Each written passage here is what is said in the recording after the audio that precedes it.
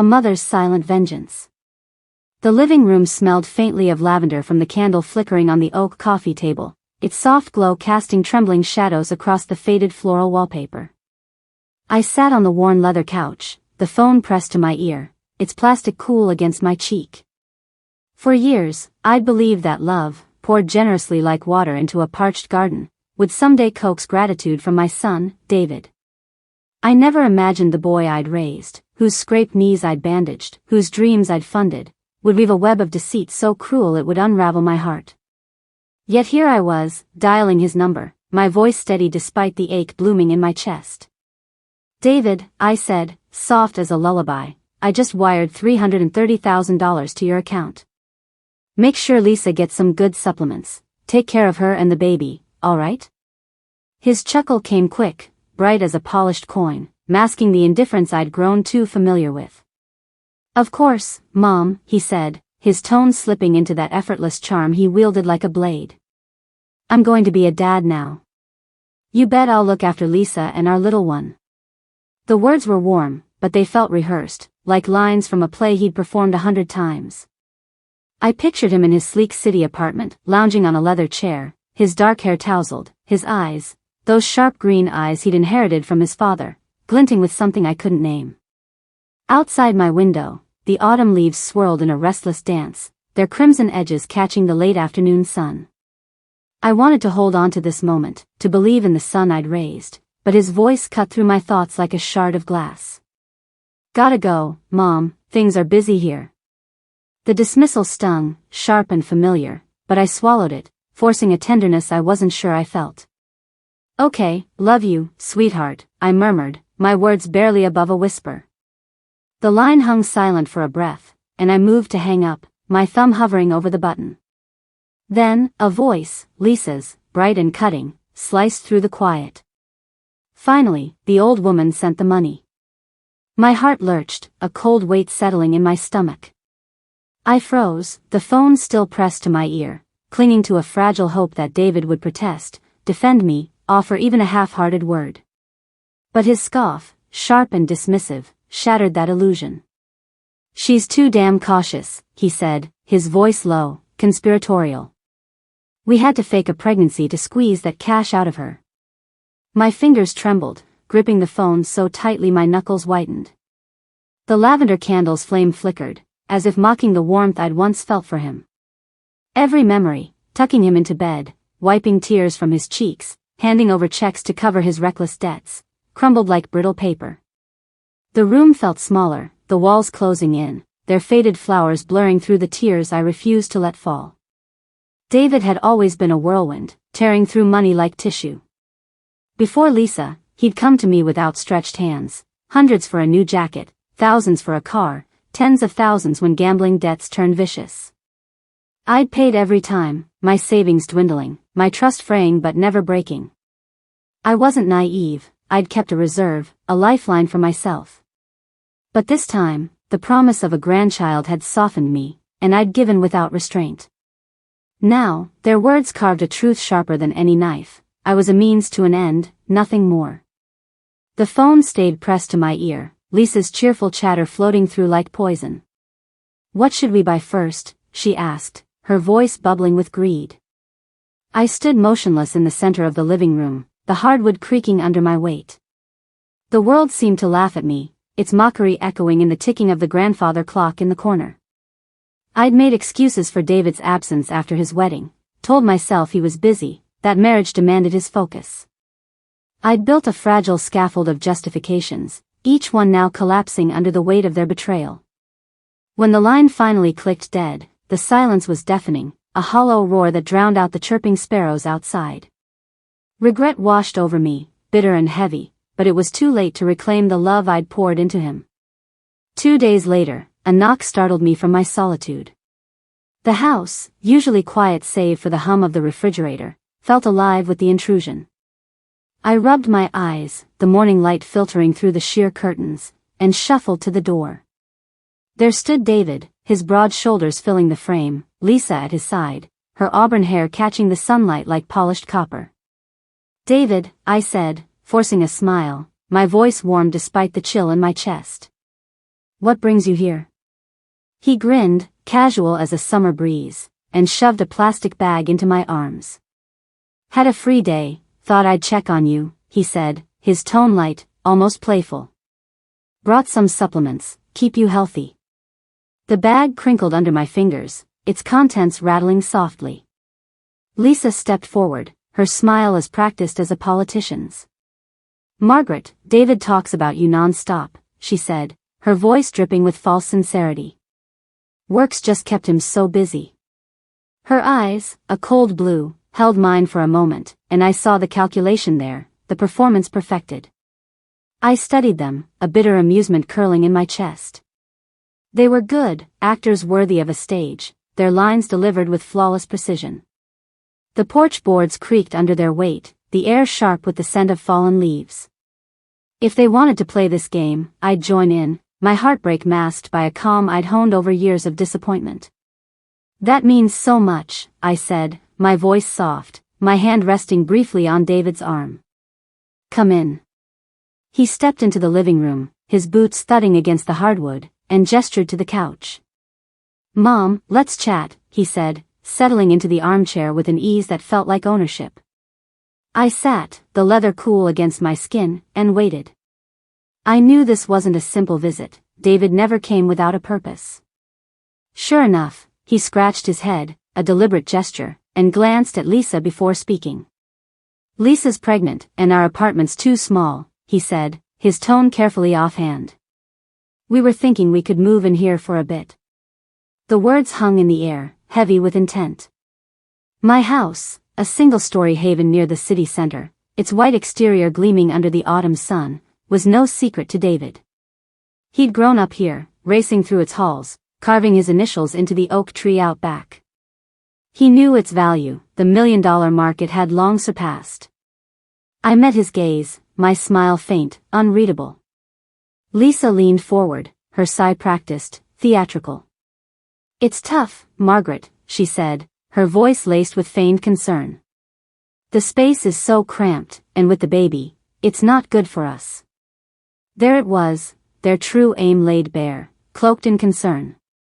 I nodded slightly, my voice calm, betraying none of the storm inside. Of course you can, I said. David's eyes lit up, a flash of triumph he couldn't quite hide. But he wasn't done. He shifted, testing the waters. Since we'll be here, maybe put the house in my name, he suggested, his tone almost reasonable. I'll handle taxes, maintenance, take it off your hands. Lisa's smile was syrupy, her words dripping with condescension. We're family, Margaret, she said, leaning closer, her perfume sharp and cloying. You've done enough. Time to rest. Their voices wove together, a duet of greed so blatant it was almost absurd. Once, I'd have agonized over David's every request, emptying my heart to meet his needs. Now, he acted as if my life was his to claim, a birthright owed to him. But my heart stayed still, a quiet resolve taking root. Sure, I said, my voice barely above a whisper. David blinked, caught off guard by my agreement. Lisa's expression flickered, surprise breaking through her mask before she smoothed it over. I pressed my lips into a smile, my eyes locked on theirs. Go on, I thought, keep playing your little show. I'm curious to see just how far you think you can take it. The house exhaled a new rhythm with David and Lisa inside, its quiet corners now humming with their presence. Morning light spilled through the kitchen window, glinting off the copper kettle on the stove, but the warmth felt hollow, like a stage set for a play I hadn't rehearsed. I stood at the counter, slicing apples, the knife's rhythm steady against the cutting board. Each cut was deliberate, a mirror to the resolve hardening in my chest. They thought they'd won, moving in with their polished smiles, but I was no longer the mother who melted at David's whims. Their greed had lit a fuse, and I was watching it burn, step by careful step. Lisa breezed into the kitchen, her silk robe swishing, her auburn hair pinned in a careless bun that screamed calculated charm. Morning, Margaret, she chirped, pouring coffee with a flourish. I made breakfast, pancakes, your favorite. Her smile was a blade wrapped in velvet, and I felt the weight of her performance. She wanted me pliable, grateful for her scraps of kindness. I nodded, my lips curving just enough to match her act. "That's thoughtful, Lisa," I said, my voice soft, a thread of warmth masking the ice beneath. Inside, I marveled at her audacity, cooking in my kitchen, playing daughter-in-law as if she hadn't mocked me days ago. My fingers tightened around the knife, then relaxed. Patience, I told myself. Let them dig their own grave. David appeared next, his footsteps heavy on the hardwood, his grin lazy and proprietary. He slid into a chair, grabbing a pancake without a word. "This place feels right," he said, his voice thick with satisfaction, as if the house were already his. I watched him, my heart a quiet storm. He moved through my home with the ease of a conqueror, his broad shoulders brushing past the dining table where I'd once taught him to write his name. Did he ever think of those days, or had they dissolved in the acid of his ambition? I set the apples aside, wiping my hands on a dish towel, and sat across from him. "I'm glad you're comfortable," I said, my tone even, my eyes tracing the flicker of triumph in his gaze. He didn't notice the calculation in mine. Their performance intensified over days, a syrupy charade that might have fooled me once. Lisa fluttered about, dusting shelves with exaggerated care, her laughter bright as a bell. David took to scrubbing the kitchen counters, his movements clumsy but deliberate, a son playing at devotion. I observed them from the edges, a shadow in my own home, my silence a shield. One evening, as the sunset painted the living room in hues of amber, Lisa perched beside me on the couch, her voice honeyed. "Margaret, how's the house transfer going?" she asked, her fingers brushing my arm, a gesture too intimate for her cold heart. I felt the question's weight, her impatience shimmering beneath the sweetness. "Still a few days," I said, sighing softly, my eyes meeting hers with feigned weariness. "It's more complicated than I thought." Her smile stiffened, a crack in her facade, but she laughed, light and dismissive. "No rush, we'll wait." Of course they would, they had no choice until my signature sealed their prize. That night, sleep eluded me, the house's creaks amplifying my unease. I lay in bed, the moonlight slicing through the blinds, casting bars across the quilt. Had I misjudged them, or was their greed this blatant? The question gnawed, but a deeper fear stirred. Had my love for David blinded me to his rot? I rose, barefoot, the floor cool against my soles, and drifted to the living room. David's laptop sat open on the couch, its screen glowing like a beacon. I hadn't meant to pry, but the words on the browser stopped me cold. How to take out a high-value life insurance policy for an elderly family member. My breath hitched, a chill slithering down my spine. I scrolled, each line a dagger, searches for common methods of going missing without detection, reassigning trust fund beneficiaries after death. My life, reduced to a payout, a number in their ledger. I stepped back, my hands trembling, the room spinning. They weren't just after my house, they wanted me gone. The next night, as the house settled into silence, whispers drifted from the living room. I wasn't one to eavesdrop, but instinct pulled me to the door, my ear pressed to the wood. David's voice, low and venomous, cut through the dark. "Once she signs the house over, we kick her out." Lisa's giggle was sharp, gleeful. "And her inheritance?" "All ours." David's laugh was colder still. "She's nothing to me, Lisa." Dead weight. My heart clenched, a raw, tearing pain. This was the boy I'd raised, the child I'd shielded from every storm. I'd paid his debts, mended his mistakes, believed in his redemption. Now, I was a burden to be discarded.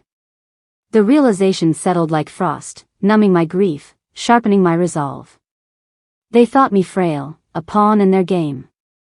They were wrong. I returned to bed, my mind a whirl of plans. The lavender candle scent lingered in my memory, a reminder of the warmth I'd once sought. No more. I'd play their devoted mother, their trusting Mark, but beneath my compliance, a trap was forming. They'd underestimated me, but I'd seen their truth. The house, the insurance, their whispered schemes, they'd handed me the tools to unravel them. As dawn broke, painting the sky in streaks of rose, I rose with a clarity I hadn't felt in years. Let them perform, I thought, my reflection in the mirror calm, unyielding. I'd rewrite their ending, and they'd never see it coming. The car hummed along the winding road, its tires crunching gravel as the city's orderly grid gave way to untamed wilderness. I sat in the passenger seat, my hands folded in my lap, the morning air sharp through the cracked window. Pine and damp earth scented the breeze, a stark contrast to the sterile warmth of my home, now a stage for David and Lisa's schemes. Their plan was clear: this remote state park, notorious for its treacherous trails and vanished hikers, was to be my grave. But as the forest thickened, my pulse steadied, a quiet certainty settling in my bones. They thought me a lamb led to slaughter, but I was a wolf in waiting, my mountaineering skills honed over years they'd never bothered to notice.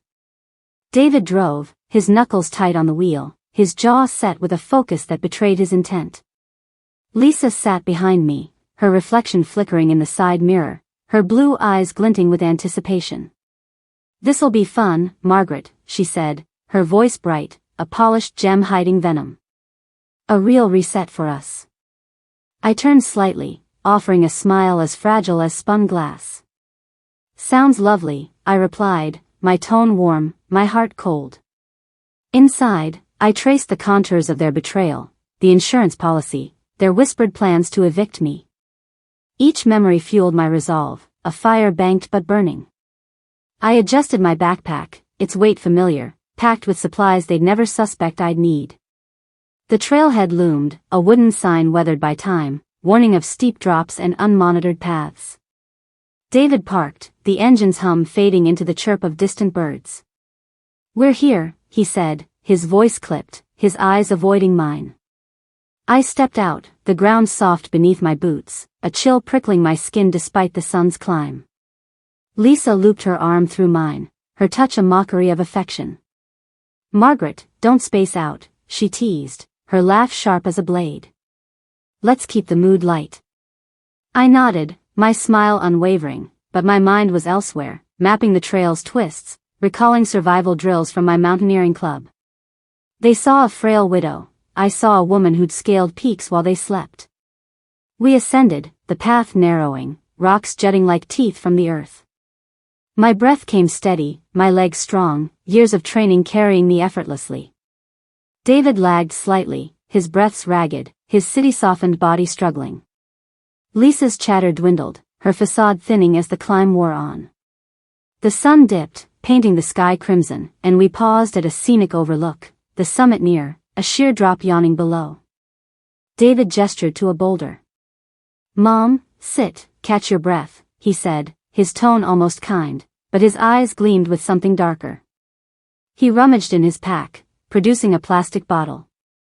"Electrolyte drink," he said, handing it to me. "Recharge." I took it, the liquid glinting in the fading light, its cap faintly loose, a detail they'd missed. My fingers brushed the bottle, my mind racing. This was it, their poison disguised as care. "Thank you," I said, raising it to my lips, tilting it just enough for a droplet to touch my tongue, never swallowing. I lowered it, catching the fleeting glance between them, a smug curl to Lisa's mouth, David's nod almost imperceptible. My heart thumped, not with fear, but with the thrill of turning their trap. I reached into my pack, pulling out 2 energy bars, their wrappers pristine save for the subtle tears I'd concealed. "You too need fuel," I said, holding them out, my voice gentle, coaxing. "It's been a long climb." They tore into the bars, their hunger blinding them to the faint bitterness of the sedatives I'd laced inside, stolen from their own stash, hidden in their room. I watched, my face serene, as they chewed, oblivious. David's shoulders relaxed, Lisa's laughter softened, their eyes growing heavy. I leaned against the boulder, feigning fatigue, then let my body slump, collapsing to the dirt. Lisa's delighted cackle broke the silence. She drank it. "Too easy." David's voice followed, colder than the mountain air. "Sorry, Mom, but that insurance money's mine."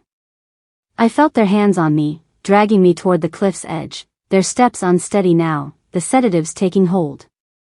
I counted silently, my body limp, my senses sharp. Then, 2 thuds echoed, bodies hitting the ground. I opened my eyes, rising slowly, brushing dust from my jacket. David and Lisa lay sprawled, unconscious, their faces slack under the twilight's glow. The bars had done their work, returning their own poison. Trying to trap me? I murmured, my voice ablaze in the stillness. You're far too naive.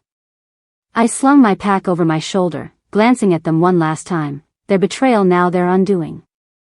The trail stretched downward, the forest swallowing the light. I began my descent, humming softly, the mountain's pulse matching my own. They'd wake to cold and danger, a lesson in survival they'd never forget. For me, the path ahead was clear, each step a reclaiming of the life they'd tried to steal. The forest's edge glowed under the moon's pale gaze as I emerged from the trail, my boots crunching on frost-kissed gravel. The night air bit at my cheeks, but my heart thrummed with a strange calm, the weight of David and Lisa's betrayal now a spark from my own design. I'd left them unconscious on the mountain, their scheme undone by their own poison, but my plan was far from complete. As I neared the trailhead, a faint moan pierced the silence, weak, desperate. I paused, my breath clouding in the chill, and followed the sound through tangled underbrush. There, crumpled in the dirt, lay a man, his leg twisted, his face etched with pain. Help, he rasped, his eyes glassy but pleading. My instinct to aid surged, a reflex honed by years of wilderness training. I knelt, dialing emergency services, my voice steady as I guided rescuers to us. As I waited by his side, his hand grazed mine, a fragile tether to life. This act, this fleeting kindness, would shift my path in ways I couldn't yet fathom. At the hospital, the antiseptic tang stung my nose, the waiting room's fluorescent hum a stark contrast to the mountain's wild pulse. I sat, my jacket draped over the plastic chair, replaying the day's events. David and Lisa's fate hung in limbo, but I felt no urgency to know if they'd survived. The doctor emerged, his clipboard crisp. He's stable, he said. Leonard Graham, executive director of Graham Group. You saved his life. My pulse quickened. Graham Group, the firm David's company had chased for investment. Fate, it seemed, had a penchant for irony. Leonard's voice, weak but warm, broke my thoughts as I entered his room. Thank you, he said, his gray eyes steady, gripping my hand with surprising strength. Anything you need, ever, just ask. I smiled, patting his hand, my mind already weaving this chance encounter into my strategy. Just doing what's right, I said softly, but inside, I tucked this moment away, a quiet ace in my growing deck. Back home, dawn painted the kitchen in soft gold, the copper kettle gleaming on the stove. David and Lisa had been found, battered but alive, and now lay in hospital beds, their arrogance dimmed by the mountain's lesson. I played the doting mother, my visits laced with concern, but each gesture was a thread in a larger tapestry. In the hospital cafeteria, I stirred cream into my coffee, the spoons clink a metronome for my thoughts. They'd underestimated me, but I'd turned their greed into their undoing. At home, I began cooking, lavish, indulgent meals, each dish a velvet trap. Creamy casseroles, butter-drenched risottos, sodium-heavy soups, comfort foods they craved, designed to fog their minds, dull their bodies. As I chopped onions, the knife's rhythm echoed my resolve. Each meal was a step closer to their unraveling, a slow poison they'd never suspect. David returned first, his face gaunt, his confidence frayed. Mom, where'd you go up there? He asked, slumped at the dining table, his voice edged with suspicion. I blinked, my expression wounded. I woke up in a hospital, David, I said, rolling up my pant leg to reveal a fake bandage, my voice trembling just enough. A sprain, they said. I was so worried about you both. His frown deepened, but he sank back, too weary to press. Lisa, discharged days later, was bolder, her entitlement unshaken. Boston lobster today, she demanded, her voice sharp as she lounged on the couch, flipping through a magazine. And abalone soup tomorrow. I need to recover. I nodded, my smile serene, and turned to the kitchen. As I simmered the soup, its rich aroma masking my intent, I felt a quiet thrill. She drank it greedily, unaware of the calories piling up, the sodium straining her system. "You're useful, Margaret," she said, her smirk a crown of arrogance. I pushed another bowl toward her, my heart a still lake. "Eat," I thought. "Gorge yourself blind." Then, a new move. David's phone buzzed one morning, his face paling as he read the message. "They fired me," he muttered, his voice hollow, his hands gripping the table's edge. I tilted my head, feigning concern. "Rough day, sweetheart?" He glared, his fists clenching, but said nothing. I knew the truth. Leonard's influence, subtle and untraceable, had severed David's career. The Graham Group's shadow loomed, a silent gift from a man who owed me his life. I leaned closer, my voice soothing. "Don't stress, David. I'll take care of you both. How about a vacation? Thailand, 7 days, clear your heads." His eyes flickered, hesitation warring with greed, but Lisa's eager clap sealed it. "Perfect," she said, her smile predatory. "We deserve it." I booked the trip, my fingers dancing over the keyboard, each click a nail in their coffin. The money wasn't mine, it was David's credit line, stretched to breaking, a debt they'd never outrun. As they packed, I stood in the living room, the grandfather clock ticking like a heartbeat. Leonard's business card lay in my drawer, its edges worn from my touch. He'd called yesterday, his voice warm through the static. "Dinner soon," he'd said, not just thanks, "I want to see you again." I'd smiled, a softness stirring in my chest, a contrast to the steel I wielded here. David and Lisa thought they'd won, their bags stuffed with dreams of luxury. But I was the architect of their fall, each step calculated, each meal a brick in their prison. The house, quiet now, felt like mine again, its walls no longer echoing their greed. I glanced at the lavender candle, unlit but present, a reminder of the warmth I'd reclaim, not for them, but for me. The house stood serene under a dawn sky, its white exterior glowing like a canvas wiped clean. I stood in the kitchen, the scent of fresh rosemary from my new herb garden drifting through the open window. David and Lisa had returned from Thailand, their faces flushed with the afterglow of indulgence, unaware of the trap I'd sprung. I'd cleared their belongings, every shirt, every trinket, donated to charity, the locks changed, their presence erased. As I sipped tea, the porcelain cup warm in my hands, I felt a lightness I hadn't known in years. Their greed had been their undoing, and today, I'd sever the final thread of their claim on my life. My fingers brushed the envelope on the counter, its contents a bombshell they'd never foresee. My phone buzzed, David's name flashing. "What the hell is this?" he shouted, his voice raw with panic. "These bills, you sent me an invoice." I leaned against the counter, the morning light glinting off the copper kettle, my voice calm as a still pond. "The money you spent, David. It's yours to repay." A stunned pause, then his fury erupted. "I'm your son. Isn't it normal to use your money?" I let out a soft chuckle, sharp with truth. "Really? When did you last say, 'I love you, Mom,' without wanting something?" I hung up, my heart steady, the weight of his entitlement no longer mine to carry. Outside, sparrows flitted in the oak tree, their freedom mirroring my own. The doorbell rang, a frantic pounding that shook the frame. I walked slowly, the hardwood cool beneath my feet, and opened the door just enough to block their entry. David's face was ashen, his green eyes blazing. "Mom, open up," he bellowed. Lisa stood behind him, arms crossed, her auburn hair disheveled, her voice shrill. "Cutting ties with your son? What kind of mother are you?" I met their gazes, my expression unyielding, and tossed a folder at David's chest. "Read it," I said, my voice ablade. He fumbled the papers, his hands shaking as he scanned the deed. "This can't be," he muttered, his voice cracking. Lisa snatched it, her fingers trembling as she read. "It's still your name," she hissed. "You tricked us." I raised an eyebrow, my smile faint, lethal.